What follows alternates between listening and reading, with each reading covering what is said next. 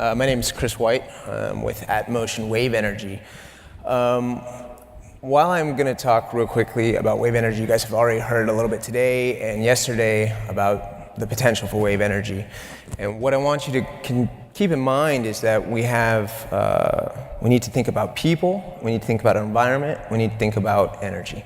So our solution is to use sustainable wave energy to grow sustainable agriculture. And if we look towards the FAO in 2009, they had a report that says we need to generate roughly 70% more agriculture than we do today to take into account rising populations as well as climate mitigation. And if we consider our carbon budget and the carbon story, we need to do it with sustainable agriculture. So what does sustainable agriculture have to have? Well, we know it has to have land, it has to have fresh water, it has to have energy, and we need farmers.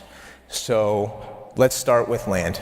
Well, we had a study done with Los Alamos National Labs in 2015, at the end of last year, to look at the coastal deserts and where is this land. And they found roughly over 11,000 linear kilometers that's on these coastal deserts, ranging from Namibia, South Africa, to Morocco, Australia, Baja, and of course Chile and Peru. And that's where we're focusing right now. We have a subsidiary there and have done all our pilots there full scale last year, which you'll see photos of. Of course, the energy comes from the ocean waves, and we're going to use the coastal desert for the land, and that water comes from those oceans as well. So how does the Atmocean system work? Well, it's a simple design, and simple is key. So we have a pump and a free-floating platform in the water, and as waves pass under the pump rises, the friction above the platform drags upwards, and we use that tension to operate a simple piston and rod. That's a water pump, and with 15 of these, we have an array, and as waves pass through that array, they send water through the pipes towards shore, and we get a continual flow of pressurized seawater arriving on shore. Here you see a single buoy being deployed in Peru, in Ilo, as well as a full-scale demo string. With that pressurized seawater arriving on shore, we can go directly into reverse osmosis system using energy recovery to desalinate seawater. Again, not going to power production, but going directly to water production. And with that water production arriving in these coastal deserts, we can go through a drip irrigation system and green up to 36, 37 acres of croplands every year. This is a really unique opportunity here because we see that we're not only creating access to water and we're not only generating new food, but we're doing it in areas where there's a low value of economy, and we can keep people in their rural communities where they want to stay and keep them from going to large cities for work. What this means, and I love seeing that we've seen this so many times already over the course of the 2 days, is that we're able to address so many of the UN Sustainable Development Goals, which were established last year, and need to be realized within the next 30 years if we're going to continue this society as we know it. So by addressing hunger, we address access to clean water. We can certainly address decent work opportunities and sustainable cities and infrastructure. And when we grow crops in an area where there weren't any prior or marginal crops, we're certainly providing a carbon sink. I can additionally mention that we're going to be dealing with life above and below land and water. So when we cross-cut 14 of these SDGs, it's no surprise that a lot of attention starts to come towards this, and we were invited at the United Nations to speak in September and chosen to really try and meet this growing need of humanity. So why are we different than anyone else? What's really important is that since 2006, when Atmocean was established, we've maintained a very close focus on not only the technology, but also the business case being relevant and having the environment as a central concept, not something that we take into consideration afterwards. This is fundamental if we're going to create a real solution here. Oops. So let's look at the technology. Well, we wanted to have something that's simple and local. So our buoys are made of composite materials, and they go on regular shipping containers. We can fit up to 8 into a standard shipping container. and so does the rest of the system. And an entire system ships in 7 shipping containers. This means we're allowed to use local infrastructure, established infrastructure, shipping, trains, and trucks. It also means that we can build these buoys in Lima, which we did. Sorry. And we can have these pumps built in New Mexico, which we did, and have that shipped down to Hilo, Peru, which is a remote community, and deploy the entire system. We're able to prove that out using local resources. What this means is we're really able to then develop an elegant solution towards our problem with the current infrastructure we have. Additionally, when we're able to deploy these systems, it's small enough that it's also manageable, and we use local materials which can be found in these local communities. So since I've been working in Peru, we've been able to now find steel manufacturers that can actually build the pumps as well. So we can build centrally, ship to remote communities, and then we can give that community ownership of that system and the ability to refurbish, work on it, and manage it.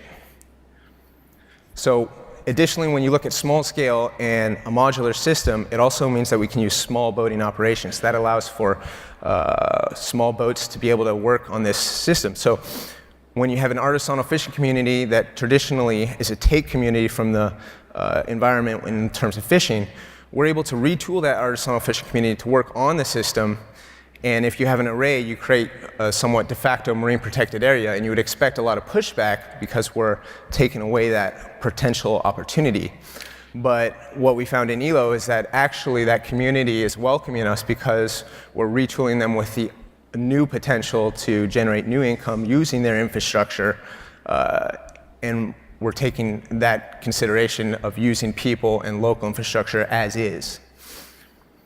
We wanted it to be something that is something we can focus on today. So we know we need food, we know we need water production, and we want something that was scalable. And this system with a footprint of 60 meters by 60 meters can easily be deployed and taken out of the water. And we wanted it to be investable. And investable is key because a lot of marine energy has this concept of tomorrow and becoming scalable later on, but we want it to be applicable today. So by having a vertical integrated ROI, focusing on agriculture, per ton of crop production, it's going to cost us $170 if we focus on tomatoes, which is an endemic species in Peru, for example. And with a cost of or a selling price of that typical market, $250, there's already a benefit there for a lot of communities to come together. And we're already getting interest from the Inter-American Development Bank, other organizations, private capital, and local institutions because we have something that's relevant today. Desalination, of course, we're in the market, but with gas still being quite cheap to do that process, this allows us to enter the market with agriculture and continue to improve the system. Since 2015 and our first 2 pilot deployments at full scale in Peru, we were able to reduce the bill of materials by 15% to realize that $1.61 for desalination. So that process of innovation continues, and like solar and like wind, it is certainly going to continue in the future. But we need to be relevant today, and we can do that with food. Lastly, what's fundamentally important is, of course, our environment. And the environment is very pristine and important. So we did acoustic studies with Oregon State University to make sure we don't have an impact on cetaceans and pinnipeds. We have a pumping of seawater towards shore. So if we do have a problem, we spill seawater into seawater. We use inert materials that don't put our environment at fundamental risk. And when we have that marine protected area and retool this fishing community, they actually become the caretakers of this environment. And we do expect marine growth. We saw marine growth on our system in our pilot deployments, and we create that nursery. And that nursery for fishes and other organisms that are able to be there extrapolate. So we start to see positive feedback loops versus negative feedback loops by implementing a technology in which we're growing food. So what does an economist, an engineer, and an oceanographer have in common? Well, it's this passion for the ability to generate a solution that not only takes into consideration water and food production, but it takes into consideration jobs and local employment, as well as the fundamental growth of our health of our environment. we're not alone in this. We've had a dedicated group of angel investors over the last decade, and this team continues to expand not only with our team in America and abroad that's getting ready to scale the system to South Africa, but local volunteers in Peru, of course local universities, University of Utrecht, which is instrumental in helping us craft this concept of sustainable development in a new economy that's growing, as well as the Navy of Peru, who's been very instrumental in our permitting. And having heard from them 2 weeks ago that we'll get the permit again to extend our testing this year, with a final demonstration system post our pilot deployments in 2015 and our wave tank testing, over 29 sea trials to date. We're excited that potentially we ask for your vote to help us realize the sustainable economy, because with that 100,000, we're able to deploy a final demonstration system off the coast of Peru in the first quarter of 2017. And with that, we're able to activate a lot of our other conversations that are waiting to commercialize this solution and start scaling the solution, both in Peru, Chile, and around the world. Not only for food production, not only for water, but for work and sustainability and the environment as a whole. So that's us. I appreciate the time, and I welcome your questions.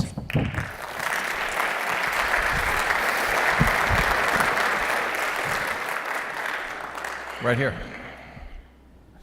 Great concept, thank you. And because what you're addressing is basically touching the energy, water, food nexus concept, Correct. Which is an emerging concept, and so this is great. And also, I'd like to recommend one more approach, because what you're talking about, deserts close to water, but that means high temperature. So you may even control the evaporation instead of, with a less quality soil also that you will be facing. So why don't you just consider greenhouses? So, because you will be getting, you can combine it with solar, hydroponic technology in the Sure. greenhouse, and so there you go. Solutions are, endless. Exactly, and we're excited with this aspect because we're working with Nandan Jain for our agroeconomics, IDEV in Peru, and what's important here is that we're, of course, Atmocean is focused on the marine environment, but we have our desalination operators and we have our agroeconomics, and with this connection of all of them, we can continually develop this idea because it's a sustainable idea at its foundation, and that's a very strong foundation to build from. Great. Jeff? So I applaud the idea and the drive, the vision behind this, and what I've done with a number of the contestants, but it's really the applicants, the solutions providers, is reached out to people that know a whole lot more about the space than I do. And in this case, I know somebody who happens to be a senior biodiversity specialist at the South African National Biodiversity Institute. Professor has been in that space for 30-something, that's scary, about 30 years. Both in Namibia and in South Africa, and studying around the world. And so I ran this particular concept behind her. And she wrote back, and this is basically an environmental impact concern. Coastal and inland deserts generally have salt-laden soils, which cannot be irrigated without rapid buildup of toxic, salty deposits, which render them uninhabitable over the course of only months and years rather than decades. Australian, Chinese, and African research on this is clear, and even persuaded Gaddafi not to keep pursuing his scheme to green the Sahara. So I'd be very interested in your comments on that. Basically, that's, it's a land use, soils questions on the agricultural side of what you're doing, as opposed to the desalination side of what you're doing. Yeah, that's an interesting question. So if you ever go to Peru, what you'll notice is that you'll have these river valleys, and then you have various small holding agriculture in and around those areas. Just north of Peru, you have Ica Peru, and they're trying to do large scale greening. and they're having a big problem because it's working. It's over a $500 million industry to export asparagus. It's an example. And they're running out of water because they start tapping the entire water table. So my background isn't the agroeconomics, but the need for water access to these communities is certainly real. Just north of our demonstration site in Ilo, Peru, you have big competition between mining and agroeconomics, and you've had big protests that have already resulted in fatalities on both sides of this issue. So these water wars are real, and if we can create a sustainable solution to support the agro side of the already existing systems in place, that's fundamentally important and a thing that's worth working towards. Of course, I look forward to getting your information, and I'm happy to respond to her in detail when I can get the agronomists on it. Over here. So a bit different question, maybe loaded question.